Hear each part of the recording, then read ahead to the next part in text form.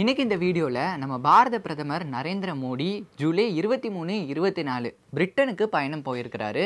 எதுக்காக போயிருக்கிறாரு அப்படின்னு பார்த்தோம்னா, அங்க ஃப்ரீ ட்ரேட் அக்ரிமெண்ட்ல சைன் போட போறாரு அப்படிங்கிறது உங்களுக்கே நல்லா தெரிஞ்சிருக்கும். இந்த ஃப்ரீ ட்ரேட் அக்ரிமெண்ட்னா என்ன? இது மூலமா இந்தியாவுக்கு கிடைக்கக்கூடிய பெனிஃபிட்ஸ்லாம் என்னென்ன அப்படிங்கிறத பத்தி தான் இந்த வீடியோல நம்ம பார்க்க போறோம். ஹாய் காவேரியன்ஸ், நான் உங்க ராமச்சந்திரு. நீங்க பார்த்துட்டு இருக்கிறது காவேரி நியூஸ்.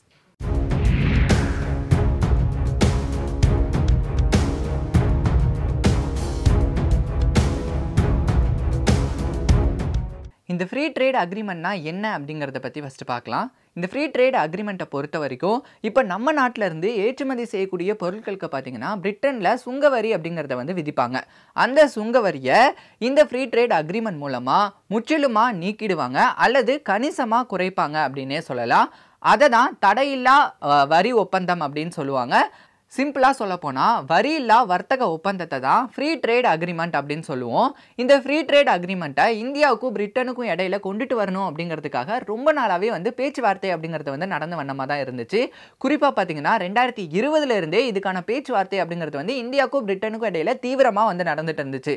சொல்லப்போனால் பிரிட்டனுடைய எக்ஸ் பிஎம்மாக இருந்த போரிஸ் ஜான்சன் அவருடைய ஆட்சி காலத்திலிருந்தே இந்த பேச்சுவார்த்தை அப்படிங்கிறது நடந்துகிட்டே இருந்துச்சு.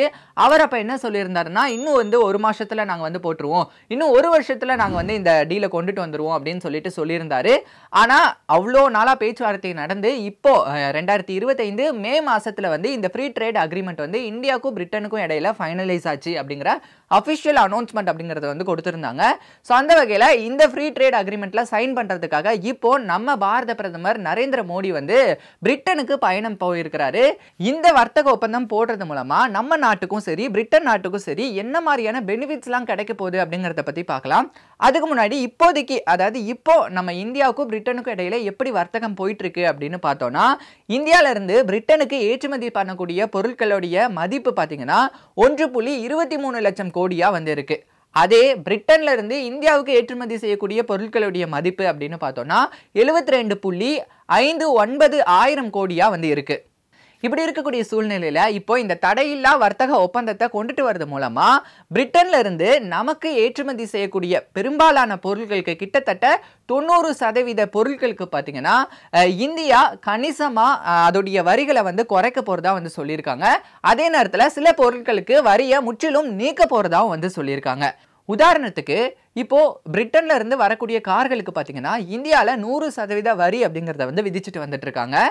அந்த வகையில் இந்த ஃப்ரீ ட்ரேட் அக்ரிமெண்ட் மூலமா அதை 10% குறைக்க போறாங்க. அதே மாதிரி ஸ்காட்ச் விஸ்கி, ஜின் போன்ற ஆல்கஹால் பிவரேஜஸ்லாம் இருக்கும்ல, ஸோ அதுக்கெல்லாம் இந்தியாவில் பார்த்தீங்கன்னா கிட்டத்தட்ட 150% வரி அப்படிங்கிறது விதிச்சுட்டு வந்துட்டு இருக்காங்க. அந்த வரியை இப்போ 75% குறைக்க போறாங்க. அதே நேரத்தில் அடுத்த 10 வருஷத்துல இதோடைய வரியை 40% குறைக்கிறதுக்கும் திட்டம் வச்சிருக்காங்க அப்படிங்கிற மாதிரி சொல்லப்படுது. அது மட்டும் இல்லைங்க, இந்த தடையில்லா வர்த்தக ஒப்பந்தத்தின் மூலமா பிரிட்டன் தயாரிப்பு பொருட்களுக்கு வரி சலுகைகளுமே கொடுக்க போறாங்க.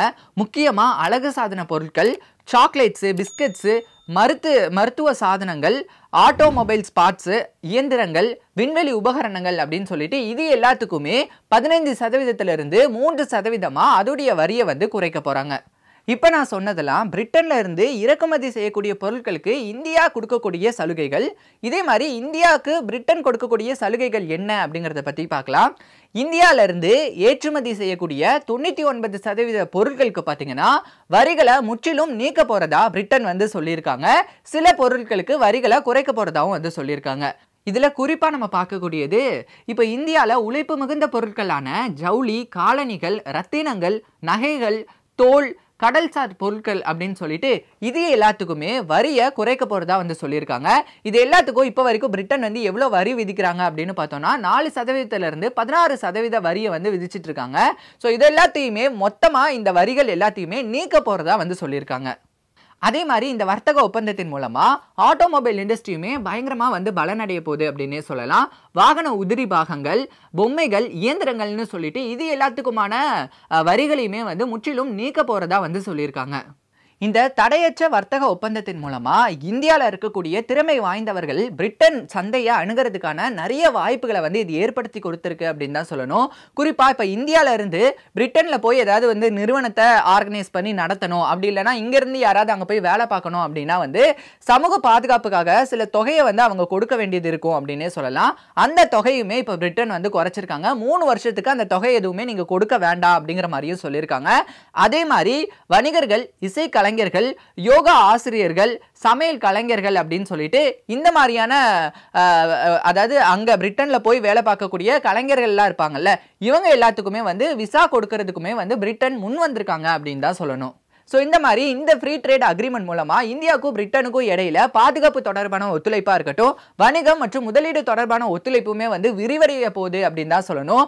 ஸோ இந்தியாவுக்கும் பிரிட்டனுக்கும் இடையில இருக்கக்கூடிய உறவு வந்து மேம்படுறதுக்கான வாய்ப்புகள் இந்த வர்த்தக ஒப்பந்தத்தின் மூலமா ஏற்பட்டிருக்கு அப்படின்னு தான் சொல்லணும். சரி, இப்போ வந்து 2 நாடுகளும் அவங்களுக்கு கொடுக்கக்கூடிய பெனிஃபிட்ஸ் பத்தி பார்த்தோம். இவங்க வந்து எதெல்லாம் கொடுக்க மாட்டேன் இந்த வர்த்தக ஒப்பந்தத்தில், இதெல்லாம் வந்து அடங்காது அப்படின்னு சொல்லியிருக்காங்க அப்படின்னு பார்த்தோம்னா, நம்ம இந்தியா வந்து விவசாய பொருட்களுக்கு சில தடைகளை வந்து விதிச்சிருக்காங்க. குறிப்பா பாத்தீங்கன்னா ஆப்பிள், பால், சீஸ் போன்ற பொருட்களுக்கு வந்து இந்த வர்த்தக ஒப்பந்தத்தில் இடம் கிடையாது அப்படின்னு சொல்லிட்டு இந்தியா வந்து அதுக்கு எல்லாத்துக்குமே விலக்கு அப்படிங்கறத வந்து விதிச்சிருக்காங்க.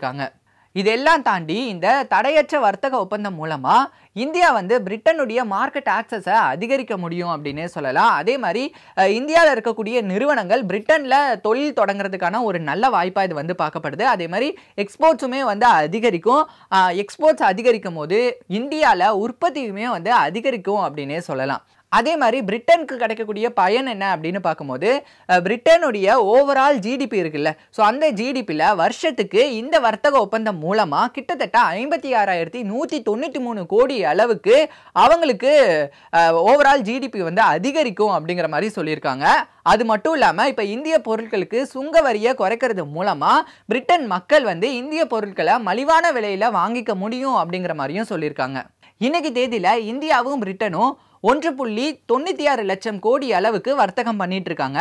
இந்த வர்த்தகத்தை வந்து வருகிற 2030க்குள்ள கிட்டத்தட்ட 10.37 லட்சம் கோடியா மாத்தணும் அப்படிங்கிற இலக்கை கொண்டுதான் இந்த வர்த்தக ஒப்பந்தம் அப்படிங்கிறது வந்து போடப்பட்டிருக்கு. என்னதான் இந்தியாவுக்கும் பிரிட்டனுக்கும் இடையில இந்த ஃப்ரீ ட்ரேட் அக்ரிமெண்ட் வந்து ஃபைனலைஸ் ஆயிடுச்சு அப்படின்னு சொல்லிட்டு மே மாசமே அப்டேட் வந்திருந்தாலுமே அதுக்கான அஃபிஷியல் அக்ரிமெண்ட் அப்படிங்கிறது வந்து இன்னுமே போடாம தான் இருக்கு. ஸோ அதில் சைன் பண்றதுக்காக தான் இப்போ நம்ம பாரத பிரதமர் நரேந்திர மோடி வந்து பிரிட்டனுக்கு வந்து போயிருக்கிறாரு. ஸோ இன்னைக்கே அவர் வந்து சைன் போடுவாரு அப்படிங்கிற மாதிரி எதிர்பார்க்கப்படுது. அவர் சைன் போட்ட பின்னாடி பிரிட்டனுடைய பார்லிமெண்ட்ல இந்த அக்ரிமெண்ட் வந்து அனுப்பப்படும். ஸோ அங்க வந்து அங்கீகரிக்கப்பட்ட பின்னாடி இங்க நம்ம இந்தியாவில் மத்திய அமைச்சரவையில் இந்த அக்ரிமெண்ட் வந்து தாக்கல் செய்யப்படும். ஸோ இங்கேயும் வந்து அங்கீகரிக்கப்பட்ட பின்னாடி இந்த வர்த்தக ஒப்பந்தம் வந்து நடைமுறைக்கு வரும் அப்படின்னே சொல்லலாம். குறிப்பாக என்ன சொல்றாங்கன்னா, இந்த சைன் போட்டு 1 வருஷத்துல இந்த வர்த்தக ஒப்பந்தம் வந்து செயல்பாட்டுக்கு வரும் அப்படிங்கிற மாதிரி வந்து சொல்லியிருக்காங்க.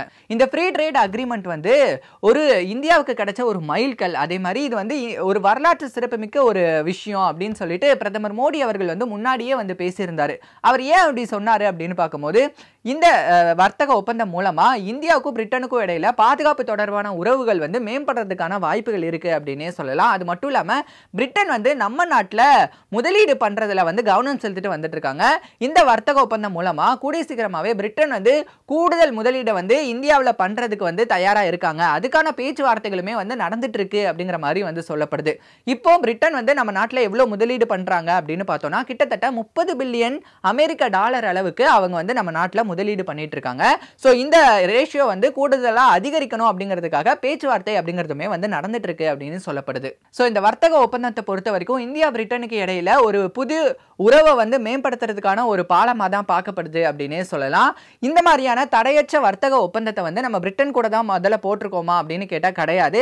நம்ம வந்து 10 ஏசியன் கண்ட்ரிஸ் கூட இந்த மாதிரியான வர்த்தக ஒப்பந்தத்தை வந்து போட்டிருக்கோம். குறிப்பாக மலேசியா, சிங்கப்பூர், ஸ்ரீலங்கா போன்ற நாடுகள் கூட இந்த வர்த்தக ஒப்பந்தத்தை வந்து முன்னாடியே வந்து நம்ம போட்டிருக்கோம். அதே மாதிரி 4 யூரோப்பியன் கண்ட்ரிஸ் கூடயுமே வந்து இந்த வர்த்தக ஒப்பந்தம், அதாவது இந்த ஃப்ரீ ட்ரேட் அக்ரிமெண்ட்டை வந்து நம்ம போட்டிருக்கோம். இனி வரும் காலங்களில் பார்த்தீங்கன்னா நம்ம இதே மாதிரியான ஃப்ரீ ட்ரேட் அக்ரிமெண்ட்டை மற்ற நாடுகள் கிட்டையும் போறதுக்கான பேச்சுவார்த்தை நெகோசியேஷன் அப்படிங்கிறது வந்து போயிட்டு இருக்கு. குறிப்பாக Oman, European union, Israel, Canada போன்ற நாடுகள் கிட்டலாம் வந்து பேச்சுவார்த்தையை வந்து நம்ம இந்தியா தொடர்ந்து நடத்திட்டு வந்துட்டு இருக்காங்க. அதுவுமே வந்து சக்ஸஸ்ஃபுல்லாக ஃபைனலைஸ் ஆச்சு அப்படின்னா ஸோ அங்கேயுமே வந்து ஃப்ரீ ட்ரேட் அக்ரிமெண்ட் அப்படிங்கிறது வந்து போகிறதுக்கான வாய்ப்புகள் அதிகமாகவே இருக்குது. இது மூலமாக நம்ம இந்தியாவுடைய பொருளாதாரம் பயங்கரமான ஒரு வளர்ச்சியை சந்திக்கும் அப்படின்னு தான் சொல்லணும். ஸோ இதை பற்றி நீங்கள் என்ன நினைக்கிறீங்க அப்படிங்கிறத கமெண்ட் செக்ஷனில் மறக்காம கமெண்ட் பண்ணுங்கள். இந்த வீடியோ பிடிச்சிருந்தா மறக்காம லைக் பண்ணுங்கள், ஷேர் பண்ணுங்கள், கமெண்ட் பண்ணுங்கள். மறக்காம காவேரி நியூஸ் சேனல் சப்ஸ்கிரைப் பண்ணிட்டு பக்கத்தில் இருக்க பெல் ஐகானை கிளிக் பண்ணுங்கள். அடுத்த ஒரு இன்ட்ரெஸ்டிங்கான வீடியோவில் நான் உங்களை வந்து சந்திக்கிறேன். அன்டில் தென் பாய் ஃப்ரம் நான் உங்கள் ராமச்சந்திரு.